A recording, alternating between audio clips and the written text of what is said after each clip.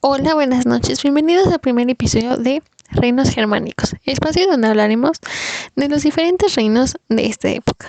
En este primer episodio les hablaremos sobre los celtas, su sociedad, religión, etc.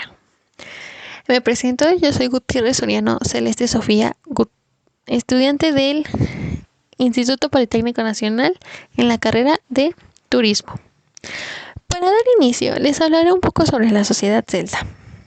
Esta comunidad, la gran mayoría eran rurales y agrícolas, estratificadas en jerarquías muy bien definidas. Tenemos 5 niveles. En la cúspide de la pirámide tenemos a los reyes, reinas y aristócratas. Estos aristócratas eran parentales. Se podían identificar de las élites y nobles, ya que poseían carros de combate y físicamente se identificaban ya que se afeitaban las mejillas, sin embargo se dejaban crecer el bigote. De ahí siguen los druidas. Los druidas eran líderes religiosos intermediarios entre los dioses y humanos. Estaban exentos a los deberes militares y pago de impuestos. Físicamente los podíamos identificar ya que llevaban túnicas blancas y tocados un poco casuales en la cabeza. De ahí siguen los guerreros. Estos guerreros se identificaban ya que utilizaban un torque. ¿Qué es el torque? Es lo que hoy conocemos como un collar. Mientras que los guerreros ricos, sus armas tenían unas pequeñas decoraciones en oro y plata o algunas piedras preciosas. En penúltimo lugar, tenemos a los comerciantes y agricultores. Estas personas, como ya tenemos una idea, se dedicaban a toda la siembra, cosecha y recolección, y por último lo comercializaban entre ellos mismos o con diferentes pueblos vecinos. Y por último lugar tenemos a los esclavos. Eran todas aquellas personas que cometían alguna falta. Estas personas tenían que obedecer a personas con más élite o lamentablemente eran los mataban. Bien, ahora mi compañera les hablará un poco sobre la religión. ¿Alguna vez te has preguntado qué religión practicaban los celtíberos? La religión de los celtíberos es relativamente bien conocida por varias representaciones sobre cerámica y por las fuentes epigráficas y literarias. Entre los celtíberos, cambió la evolución de la organización social de los mismos a la constitución de una compleja estructura política con un incipiente desarrollo urbano y una confederación de tribus con una estructura más o menos estable. Esta evolución política debió influir sobre el panteón y la estructura de la religión, favoreciendo el culto de las divinidades de carácter más amplio, vinculadas a los grupos de parentesco más extenso o a la ciudad. Paralelamente a esta evolución, parece se verificó otra que tendía a desarrollar el antropomorfismo de las divinidades. Aunque las representaciones antropomórficas de dioses no son muy abundantes en el área céltica de la península y concretamente en Celtiberia. Contamos, sin embargo, con algunos ejemplos. Uno de ellos sería la pintura sobre un fragmento de cerámica con el cual se identifica al dios celta Cernunnos. La existencia de un culto público en el sentido del que tributa el grupo extenso de parentesco o la ciudad por medio de especialistas a los que para entendernos podemos llamar sacerdotes. El hallazgo en distintos lugares de Celtiberia de espacios de culto generalmente organizados en torno a piedras sacrificiales. La existencia de sacrificios públicos, espacios dedicados al culto y de rituales en conexión con ello, lleva a suponer la existencia de un sacerdocio entre los celtíberos.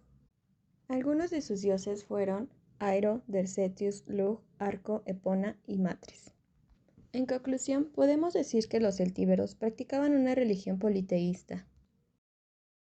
Los celtas, el arte. Como otro subtema, vamos a hablar ahora de algo más lindo. Mm, el arte junto a la lengua es quizás la mejor manera de ver las conexiones entre los antiguos pueblos que denominamos celtas y que vivían en Europa en la Edad de Hierro. Los rasgos comunes del arte celta antiguo incluyen esculturas de dioses emblemáticos y guerreros desnudos, el amor por la representación de los animales del bosque, el uso de diseños vegetales compuestos y arremolinados, y el deseo de realizar la belleza incluso de los objetos cotidianos más pequeños y mundanos. Debate mucho sobre la utilidad del tema celta para referirse a los distintos pueblos de Europa de la Edad de Hierro.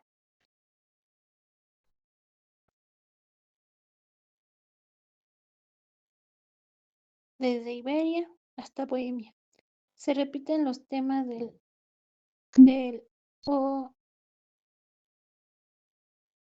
del arte naturalmente. Hubo muchas variantes regionales en arte, pero en algunos de las ideas que aparecieron uno y otro son ya mencionados. Para los celtas, el arte podría aplicarse a cualquier cosa y siempre era funcional, aunque solo los ricos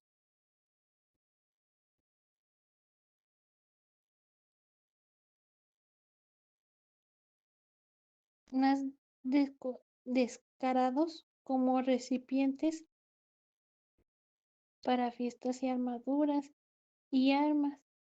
Sus características eran simbolismo, entrelazados, naturaleza, influencias, diversidad, etc. Oigan, por otra parte, ¿ustedes sabían que las lenguas celtas suelen clasificarse atendiendo a criterios geográfico, cronológicos y lingüísticos? Conforme a los primeros se puede dividir en el celta continental y en el celta insular. Y bajo el criterio lingüístico se divide en el celta P y en el celta Q. En el celta continental, el celta P viene el lepóntico, el galo, y además también viene el nórico. En el celta Q viene el celtibérico, también es donde viene el lusitano. Y en el celta insular, en el celta P o britónico, viene el gales, el córnico, el bretón. Y también en el celta Q, de la parte del celta insular, viene el irlandés, el manés y el gaélico escocés. Esto es muy interesante, ¿no? Bueno, a mi parte sí se me hace muy interesante porque no me imaginaba que se podían clasificar en el aspecto geográfico, cronológico y lingüístico. Eso es muy interesante. ¿Cómo se les hace a ustedes, chicas? Muy bien, ahora hablaremos sobre los druidas. Se sabe muy poco acerca de los druidas celtas. Los druidas fueron una antigua orden de sacerdotes celtas en las sociedades de Europa Occidental, Gran Bretaña e Irlanda. Los druidas celtas eran de esos funcionarios públicos que ya no se encuentran hoy en día, combinando y realizando las funciones de sacerdote, vidente, poeta, filósofo, académico, historiador, maestro, médico, astrónomo y astrólogo. También realizaban las tareas de aconsejar a los líderes, actuaban de jueces en disputas, supervisaban ejecuciones y controlaban el sistema legal. Eran tan respetados que si un druida se interponía entre dos ejércitos, la batalla se detenía. Los sacerdotes druidas actuaban como medios por los que los espíritus podían ser invocados y oídos, siendo los rituales realizados en bosques sagrados de robles y en los famosos círculos de piedras verticales. Bueno, y para culminar vamos a ver cómo era la mitología de los celtas. Pues era muy fácil, era una mezcla entre espiritualidad profunda y respeto total por la naturaleza. No usaban templos de piedra ni estatuas gigantes. Para ellos el templo era su bosque, el altar posiblemente era una roca.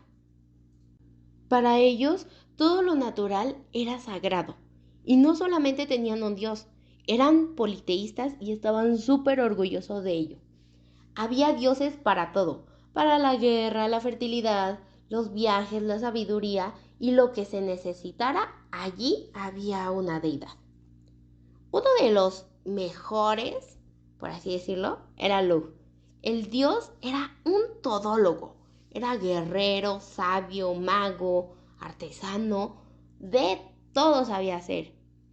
Tan completo era que los romanos lo compararon con el dios Mercurio. Yo creo que si este dios Luke viviera hoy en día, sería el que sabe hacer de cualquier chambita. Pinta, es albañil, herrero, carpintero, plomero, o sea, hace de todo. Pero también pues no nos podemos olvidar de Épona, que era la diosa de los caballos. Pero no solamente era diosa de los caballos, también era símbolo de fertilidad, de abundancia y protección. A ella la imaginaban montada en un caballo rodeada de frutas y animales. Súper así poderosa, pura fuerza femenina y conexión con la tierra. Y bueno, ya que estamos viendo lo de conexiones, los celtas veían todo como parte de un ciclo. La vida, la muerte, las estaciones. Para ellos todo fluía. Tenían festivales para el inicio de la primavera, para la cosecha, para el cambio de estación. Todo era un recordatorio de que nada es eterno, pero todo regresa.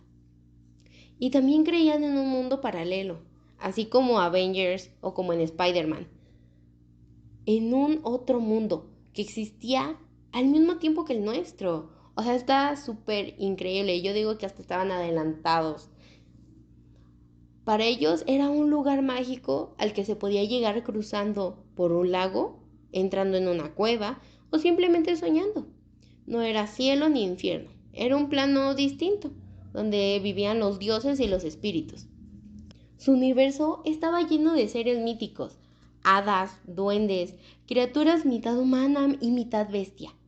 Y claro, también había héroes legendarios, valientes, sabios, a veces mágicos, a veces trágicos. No solo eran tipos con espadas, eran símbolo de valores, sabiduría y destino. Ellos también se hacían la pregunta de ¿qué pasa cuando morimos? Ellos hacían rituales funerarios. Algunos quemaban a sus muertos, otros los enterraban con ofrendas. Y la intención era acompañarlos al otro lado, al otro mundo, con un respeto y un cuidado así súper. Para ellos la muerte era solo un paso más, no era el final. Y bueno, ya ven, la mitología celta no solo son leyendas para pasar el rato. Era una forma de vivir, una forma de entender el mundo. Estaba todo conectado, la tierra, el cielo, los sueños, los árboles, todo era magia viva. Así que bueno, muchas gracias por quedarse hasta el final de nuestro podcast. Esperamos verlo en la próxima. Hasta luego.